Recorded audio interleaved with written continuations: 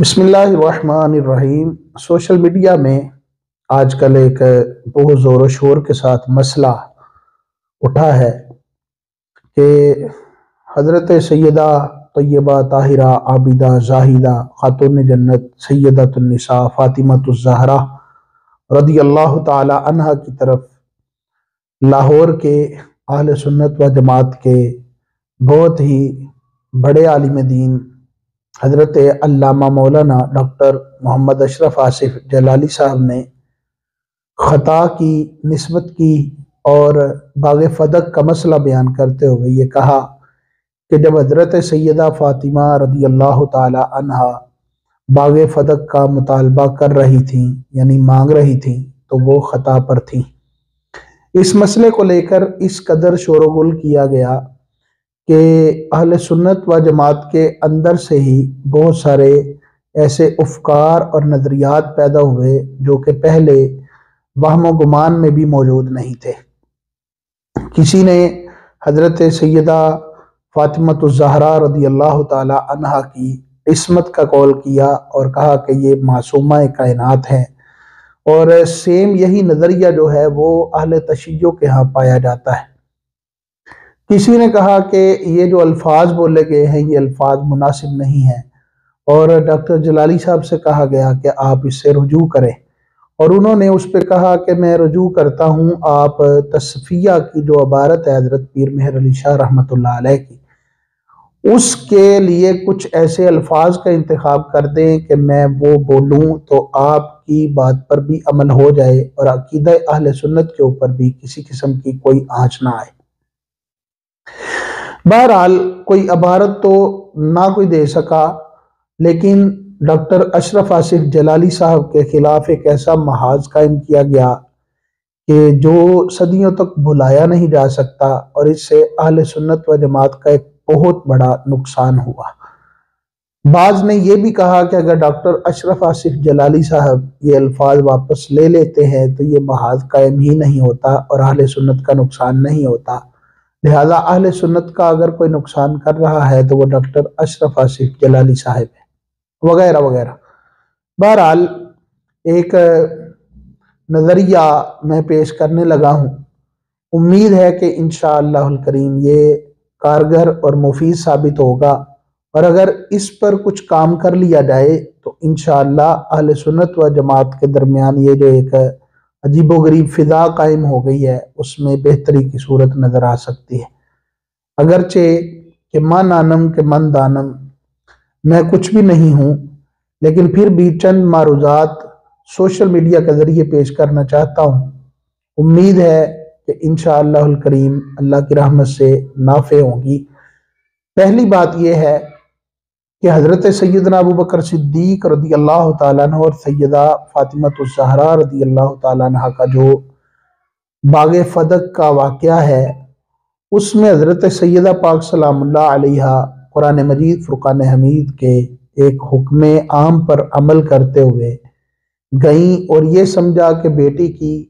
وراثت بنتی ہے اور آدھی وراثت جو آدھا حصہ ہے بیٹی کا وہ باغ فدق میں سے بنے گا، اور انہوں نے اس کا مطالبہ کیا۔ لیکن جب حضرت ابوبکر صدیق رضی اللہ تعالیٰ عنہ نے حدیث پاک سنائی تو سیدہ فاطمۃ الزہرا رضی اللہ تعالیٰ عنہا وہاں سے واپس پلٹ آئیں، اور پھر روایات کے مختلف الفاظ ہیں۔ بہرحال جو راجح اور بہترین قول ہے وہ یہ ہے کہ آپ نے پھر اس مسئلہ پر کبھی کلام نہیں کیا۔ حضرت سیدنا ابوبکر صدیق رضی اللہ تعالیٰ عنہ حق پر تھے، اور حضرت سیدہ فاطمہ رضی اللہ تعالیٰ عنہا نے قرآن مجید فرقان حمید کے حکم عام سے جو اجتہاد فرمایا وہ اجتہاد ثواب کو نہیں پہنچ سکا۔ حضرت فاطمۃ الزہرا رضی اللہ تعالیٰ عنہا اور مولا علی کرم اللہ تعالیٰ وجہ الکریم سمیت پھر کسی نے بھی اس چیز پر دوبارہ بحث نہیں کی اور نہ ہی اس مسئلہ کو کبھی اٹھایا ہے۔ پھر وقت گزرتا گیا، لیکن جب اہل تشیع کے ہاں حضرت سیدنا ابوبکر صدیق رضی اللہ تعالیٰ عنہ کو غاصب کہا جانے لگا تو اس وقت یہ ضروری تھا کہ بیان کیا جاتا کہ حضرت ابوبکر صدیق رضی اللہ تعالیٰ عنہ حق پر تھے۔ سیدہ فاطمہ رضی اللہ تعالیٰ عنہ نے قرآن مجید فرقان حمید کے عمومی حکم سے جو اپنے لیے مسئلہ اخذ فرمایا وہ اس وقت تک ان کے مطابق درست تھا جب تک آگے سے حدیث نہیں آئی، لیکن جب حدیث پاک آ گئی تو اس کا مطلب بن جاتا ہے کہ وہ جو اجتہاد تھا وہ اجتہاد اللہ رب العالمین جل وعلا کی رضا اور منشا کے موافق نہیں ہو سکا، تو اس سے موافقت نہ ہونے کی بنا پر حضرت سیدہ پاک رضی اللہ تعالی عنہا سے اجتہاد کے اندر خطا واقع ہوئی ہے۔ اور اجتہاد میں خطا واقع ہو جانا یہ کوئی صفت ذم نہیں ہے بلکہ صفت مدح ہے، کیونکہ جس سے ہم اجتہاد میں خطا مان رہے ہیں اس کا مطلب یہ ہے کہ ہم اس کو اس درجہ کا عالم مان رہے ہیں کہ وہ مجتہد کے درجے کو پہنچا ہوا ہے۔ یہ سیدہ پاک رضی اللہ تعالیٰ عنہ کی انتہائی علمی شخصیت کو بیان کیا جا رہا ہے کہ آپ رضی اللہ تعالیٰ عنہ نے قرآن مجید فرقان حمید کے عمومی حکم سے جو مسئلہ اخذ کیا ہے اس عمومی حکم سے حضرت سیدہ پاک سلام اللہ علیہا کا جو اخذ شدہ مسئلہ ہے وہ اپنے اجتہاد میں اللہ رب العالمین جل وعلا کی رضا اور اللہ کی منشا جو ہے اس کی موافقت کو نہیں پا سکا، لیکن حضرت ابوبکر صدیق رضی اللہ تعالیٰ عنہ کا جو آگے سے جواب تھا وہ مبنی بر حق تھا اور 100% درست تھا۔ اس سے آگے چلیں تو بات آ جاتی ہے کہ حضرت سیدہ رضی اللہ تعالی عنہ کی طرف لفظ خطا کی نسبت یہ گمراہی ہے، بعض نے کہا کفر ہے، اور علامہ جلالی صاحب کے اوپر کافی کفر کے فتوے بھی لگائے گئے، اور اب تک یہی مطالبہ بھی کیا جا رہا ہے کہ ان کو رجوع کرنا چاہیے۔ میں یہ کہنا چاہوں گا کہ اگر ڈاکٹر اشرف آصف جلالی صاحب کا یہ لفظ سیدہ پاک کی طرف بیان کرنا، جس کو آپ واضح بھی کر چکے ہیں کہ حضرت پیر مہر علی شاہ رحمۃ اللہ علیہ نے تو اس کو خطا اجتہادی نہیں کہا بلکہ مطلقاً خطا کہا، اور اس پر بھی لوگوں نے مفہوم غلط لے کر حضرت علامہ ڈاکٹر جلالی صاحب کے اوپر عجیب و غریب فتوے لگانے کی کوشش کی کہ جب خطا اجتہادی نہیں تو وہ خطا معصیت ہی قرار پائے گا، حالانکہ ڈاکٹر جلالی صاحب نے بڑا واضح انداز میں کہا کہ پیر صاحب نے اس کو خطا اجتہادی نہیں بلکہ خطا مطلق کہا، یعنی مطلق خطا آپ نے کہا ہے، تو جب مطلق کہا ہے تو اس کا مطلب یہ نہیں بنتا کہ خطا معصیت ہو گیا، مطلق میں پھر دیکھا جائے گا کہ وہ کس قسم کی خطا کی بات کر رہے ہیں، تو اس کے جو معنی و مفاہیم مراد لیے جا سکتے ہیں اس میں خطا اجتہادی بھی سمجھ میں آتی ہے، کیونکہ جس جگہ پر پیر مہر علی شاہ رحمۃ اللہ تعالی علیہ جواب دے رہے ہیں وہ جگہ ایک رافضی کا کیا ہوا سوال ہے، اور رافضیوں کے نزدیک جو ائمہ اہل بیت ہیں یہ سیدہ پاک سلام اللہ علیہا ہیں، ان سے اجتہادی خطا بھی جو ہے وہ واقعہ نہیں ہو سکتی بلکہ وہ اس کو ناجائز امر میں لے کر آتے ہیں، لہذا یہاں پر خطا اجتہادی مراد بھی لی جا سکتی ہے جو کہ ڈاکٹر جلالی صاحب نے لی ہے، اور بعض اس کو کہہ رہے ہیں کہ پیر مہر علی شاہ رحمۃ اللہ علیہ نے خطا معصیت کا تذکرہ کیا ہے۔ تو پھر میں یہ کہوں گا کہ جہاں پر آپ ڈاکٹر جلالی صاحب کو گستاخ سیدہ فاطمہ رضی اللہ تعالیٰ عنہ ڈکلیئر کرنے کی کوشش کر رہے ہیں، وہاں پہ پیر مہر علی شاہ رحمۃ اللہ علیہ کو بھی آپ گستاخ سیدہ فاطمہ الزہرا رضی اللہ تعالیٰ عنہ معاذ اللہ ڈکلیئر کریں اور پورے آستانے کو اس لپیٹ میں لیں، کیونکہ آپ کا ہی کہنا ہے کہ اس میں حضرت پیر مہر علی شاہ رحمۃ اللہ علیہ خطا معصیت کی یعنی گناہ کی بات کر رہے ہیں، تو ڈاکٹر جلالی صاحب نے تو اس کی وہ توجیح بھی نہیں کی۔ اب رہی بات کہ وہ لفظ جو خطا ہے وہ حضرت سیدہ پاک کے لیے بولا گیا ہے تو وہ بولنا چاہیے تھا یا نہیں، تو بڑا عام سا اور سادہ سا قاعدہ قانون ذہن میں رکھ لیجئے کہ جب حضرت سیدہ پاک سلام اللہ علیہا کے لیے یہ لفظ بولنا یا کفر ہے یا گمراہی ہے، دلالت ہے، جو بھی آپ سمجھ لیں، تو پھر یہ لفظ کسی بھی پاک ہستی کے بارے میں بولنا وہی حکم رکھتا ہوگا جو کہ حضرت سیدہ پاک کے لیے رکھتا ہوگا، تو پھر یہی لفظ جو ہے وہ حضرت سیدہ عائشہ صدیقہ رضی اللہ تعالیٰ عنہ کے بارے میں بھی کئی دفعہ بولا گیا، اور اسی گروہ نے بولا ہے جو کہ حضرت سیدہ پاک کے لیے اچھل اچھل کر جلالی صاحب پر فتوی گستاخی لگا رہے ہیں، اور وہ اس بات کے حامی بھی ہیں۔ پھر اس سے آگے اگر بات کی جائے تو حضرت سیدنا امیر معاویہ رضی اللہ تعالی عنہ کی ذات پاک کے حوالے سے جنگ صفین میں اعلی حضرت علیہ رحمہ تک نے حضرت امیر معاویہ رضی اللہ تعالیٰ عنہ کے لیے قول خطا کیا ہے۔ تو یہ جو قول خطا ہے، کیا یہ لفظ خطا بولنے سے حضرت امیر معاویہ رضی اللہ تعالیٰ عنہ کی شان میں کمی واقع ہوگی یا نہیں؟ جب آپ ان کو صحابی کہہ رہے ہیں تو جس طرح سیدہ پاک کی عزت ہے، اس طرح حضرت امیر معاویہ رضی اللہ تعالیٰ عنہ کی بھی بطور صحابی عزت ہے، اور یہ بھی جنتی ہیں وہ بھی جنتی ہیں، اگرچہ ان کی جنت بڑی اعلیٰ ہے، اگرچہ ان کا مقام بڑا اعلیٰ ہے، لیکن بہرحال ہمارے لیے دونوں رہنما ہیں، ہمارے لیے دونوں مقتدا ہیں۔ تو اگر سیدہ پاک کے لیے یہ لفظ بولنا حرام ہے، ناجائز ہے، تو پھر حضرت امیر معاویہ رضی اللہ تعالیٰ عنہ کے لیے بولنا بھی ناجائز اور حرام ہونا چاہیے۔ اور اگر ایسا نہیں ہے، بلکہ ایک کو حق اور دوسرے کو خطا پر کہا جا سکتا ہے، تو پھر حضرت سیدہ پاک کے لیے یہ جملہ بولنے میں بھی کوئی مذائقہ موجود نہیں ہے۔ اس سے آگے چلیے تو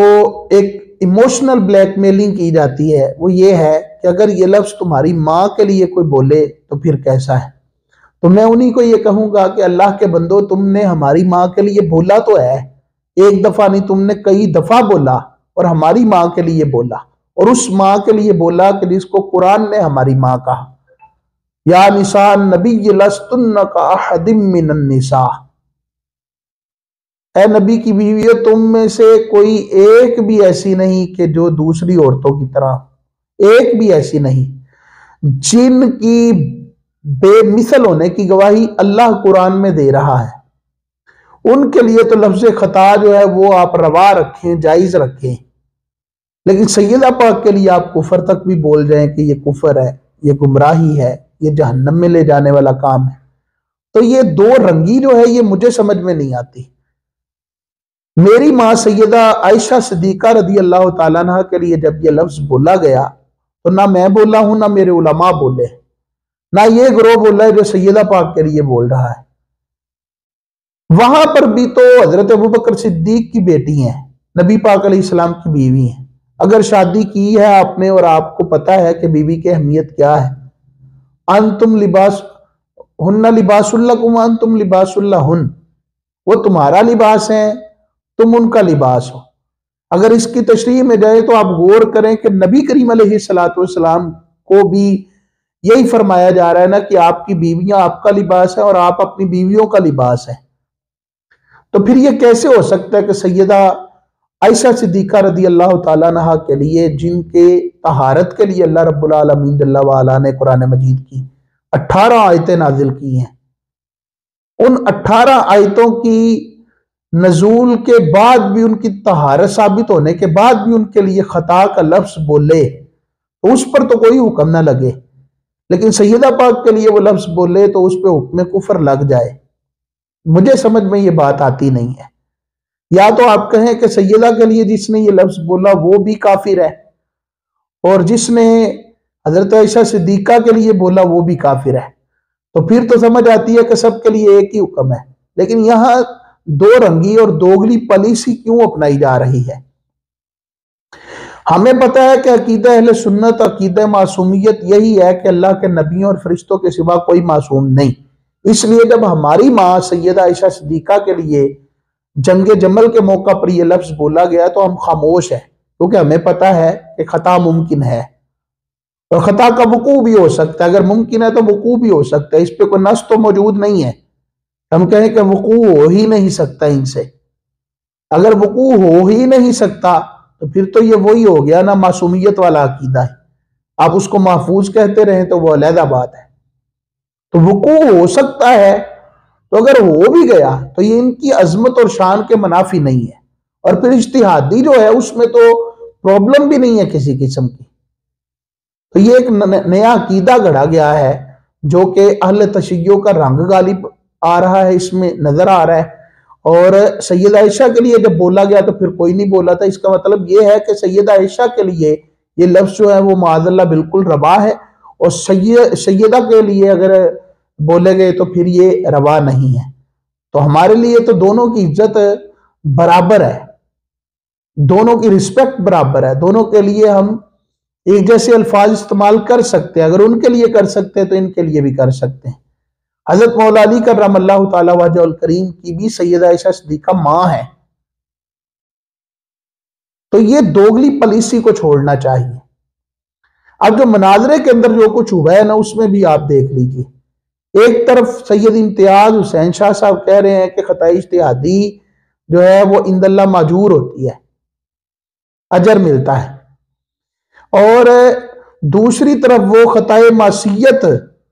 کا قول بھی کر رہے ہیں کہ پیر مہر علی شاہ رحمۃ اللہ علیہ نے جو عفو و تطہیر کا قول کیا ہے، اس سے مراد خطا معصیت ہی ہے. تو پھر پیر مہر علی شاہ رحمۃ اللہ علیہ کو بھی تو گستاخ کہیں نا معاذ اللہ. کہہ سکتے ہیں آپ گلستان مہر علی بار بار کہہ رہے ہیں اس میں، تو گلستان مہر علی میں بیٹھ کر آپ یہ بھی کہہ رہے ہیں کہ پیر مہر علی شاہ رحمۃ اللہ علیہ نے یہاں پر خطا معصیت کا تذکرہ کیا ہے، اور اس کی نسبت جلالی صاحب نے حضرت سیدہ پاک کی طرف کی ہے. تو یہ تو پھر فتویٰ پیر مہر علی شاہ تک جائے گا. پھر آگے جس نے خطا کا لفظ جو ہے وہ حضرت سیدہ کے لیے استعمال کیا، مولا علی کے لیے کیا، حضرت زبیر کے لیے کیا، حضرت آدم علیہ السلام کے لیے کیا، انبیاء کے لیے کیا، پھر تو وہ سارے ہی ایمان سے ہاتھ دھو بیٹھیں گے. اور جب ان کا ایمان جائے گا تو مجھے بتائیے کہ اسلام کے پلے رہ کیا گیا؟ کتنے کتنے بڑے محدثین جائیں گے، کتنے کتنے بڑے مفسرین جائیں گے. اس لیے یہ جو خطا کا لفظ مطلقاً بولا گیا ہے، جب قول کرنے والا قائل موجود ہے اور وہ اس کی وضاحت پیش کر رہا ہے، تو اس کے بعد پھر اپنے ڈھکوسلے ڈال کر کسی کو گستاخ ٹھہرانا یہ انتہائی پرلے درجے کی ناانصافی ہے. خدا را خوف کریں، اللہ سے ڈریں. اہل سنت کے لیے ڈاکٹر اشرف آصف جلالی صاحب کی جو خدمات ہیں وہ کسی سے ڈھکی چھپی نہیں ہے. اور پھر ایک قاعدہ اصول یہ بھی ذہن میں رکھنا چاہیے کہ جب کوئی بندہ کسی مقدس ہستی کے بارے میں کوئی لفظ استعمال کرتا ہے تو اس کا بیک گراؤنڈ دیکھا جاتا ہے کہ بیک گراؤنڈ میں یہ بندہ کیسا رہا ہے. اس بیک گراؤنڈ کے اندر اگر تو وہ بندہ بار بار وہ غلطی کرتا نظر آتا ہے تو پھر تو اس کو پکڑ لیجئے، اور اگر ایسا نہیں ہے